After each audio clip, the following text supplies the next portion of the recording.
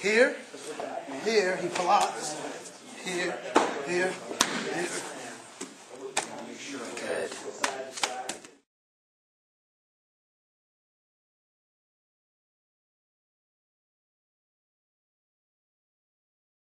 Okay, now you're Kevin Bracken, correct? Yep. And you're the Greco-Roman wrestling coach here at Castle Rock, Brazilian Jiu Jitsu? Yeah. Okay. And how long have you been doing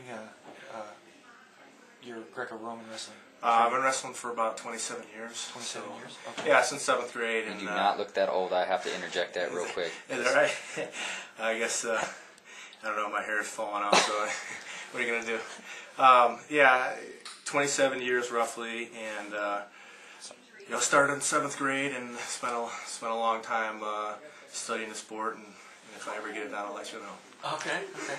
And do you also practice the Brazilian Jiu Jitsu side of it here too as well? Yes, I try to. I've been doing it for about a year, and just coming in and essentially in my free time, and just playing with the sport, and it's amazing how much transfers from wrestling into jiu-jitsu and vice versa. I was going to ask about that. How has that helped to evolve your wrestling or vice versa? Well, anytime you look at something in a different way, it's growth and it's opportunity. So it depends on how you capitalize on it. For me, I think the most advancements that I've made is obviously being able to compete from your back, because when you hit your back in wrestling, you got to be moving. So I think when I first started jiu-jitsu, was finding my comfort level with actually being on my back. And then, transferring what I know about wrestling and then putting it into terms so that the folks here can understand it, and then also trying to understand where they're coming from. Okay. So, I'm not sure if I answered it 100%. But. Pretty much. And what about one of your best memories of training in Brazilian Jiu Jitsu or wrestling? Oh, shoot. I would say my best memory of wrestling would be walking into practice and just knowing that you're going to have a great battle ahead of you, and just I miss that consistent everyday training and feeling tired and exhausted, and knowing that you pushed yourself and you got better that day. I think that's a very addictive feeling. Then of course the competition is is the ultimate. To compete at the highest level is exhilarating in itself. So I think on a micro scale, the daily feeling of having that on a grand scale, it's the competition, and I love competing. Okay. And do you have any advice to someone new to wrestling or jiu-jitsu? Sure. So somebody new to wrestling, it's a long road, and to become proficient at it, because it takes so much time, and the problem with it is you're gonna hit speed bumps, and you're gonna struggle, and you're not gonna have immediate success for the most part. And so I would say stick with it and learn little bit by little bit every day and keep growing. So my first indoctrination into wrestling was walked into the wrestling room and spent 3 days of guys on top of me, repeatedly cross-facing me for about the entire practice, and I had braces. So I had to continually pull my lip out of my braces because it was caked on once the blood would dry during practice. So that was my very first week, and I got a mouth guard shortly after that. Okay. So do you have any of your, is that one of your funnier memories, or do you have something that's even better? Oh, that sure. Just stands out and makes you laugh when you think about it? I mentioned a story earlier to one of the interview people. I would say it's an MMA story. In 1996, before MMA became popular and was sort of we just kind of heard what it was about. Matt Lindland and I were on the 2000 Olympic team together, and longtime friends and training partner. So we were at the 96 games as an alternate. We weren't actually competing in the games. so we're there to help the team. And so at one of the practices, in between, we went and we decided we were going to fight. We didn't have any equipment. The only thing we had was t-shirt and shorts. So we go to fight, and practice is over. We just got done. So we're standing in the middle, and both of us square off, and we wind up kind of taking each other down and getting into neutral position. Matt was sort of on top, and one of the Olympic coaches comes running across the mat and dives on both of us like he's finishing an MMA bout. And so we both stand up, and he's like, "What are you guys doing?" He's screaming at us because he didn't know we agreed to fight, and that wasn't very common then. And so we just look at him, and we just both attack each other and start fighting. And so, anyways, that was one of the funnier stories. That was really. That was truly my first MMA experiences with Matt Lindland, just kind of kicking around, having fun after practice, being knuckleheads.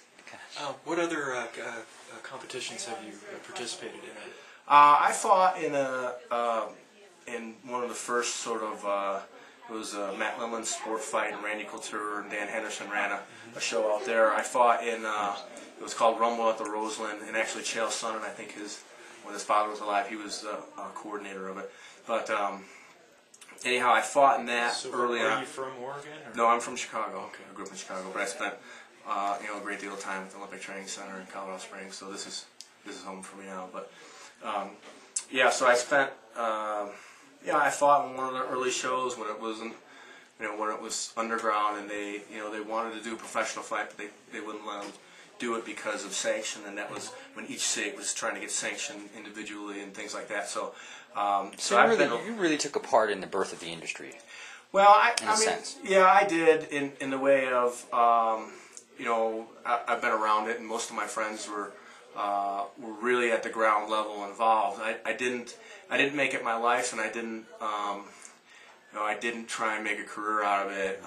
And at times I wish I had, but just not the way it went for me. I had a 5-month-old when I got done competing in wrestling, and I felt it was more important to provide for a family. Obviously. And then when things blew up and the success and the hard work started equaling payoffs, it makes you second guess. But I'm happy and healthy and got a 6-year-old boy. So.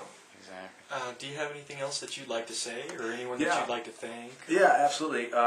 Well, obviously, my core and base is wrestling, and I don't feel like that there's any other real discipline out there that that can really push you in that way. I think Brazilian Jiu Jitsu is very similar and has a lot of attributes, but it's a little slower pace, in my opinion.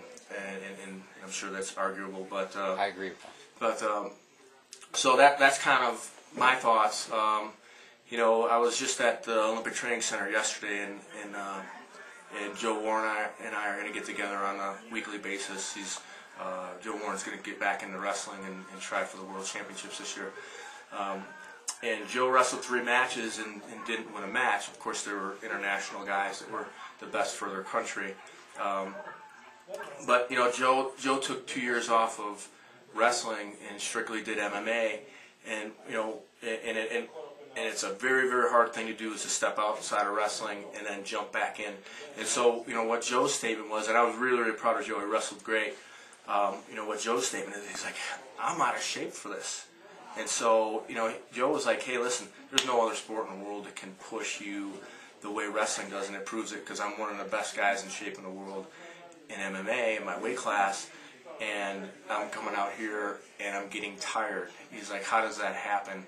And so that was a very big, big tribute to wrestling, and just know that Joe Warren will be the best in the world again once he gets into his training system, because you take a month off or 2 months off and you start to get rusty in wrestling. Never mind 2 years. So there's no doubt that he'll be back on top and be doing a great job soon. So you feel that Greco-Roman wrestling and freestyle wrestling and things like that of the traditional nature can also help MMA people because it can boost their attributes levels and give them a fighting edge in their attributes and their personal conditioning. Sure, and obviously I'm going to oversell wrestling here, but at the same time, to get that push and deep down tired feeling, that one-on-one battle, and stay safe without beating your body up. I think there's no better way to do it. Now, and then how you apply that across MMA is going to vary per individual and their experience levels and things like that. But certainly, I feel that there's no better way to push yourself. Being around the industry and being around sport. So, and then the other thing I would say is that there's a lot of places you can go. You can learn from anybody.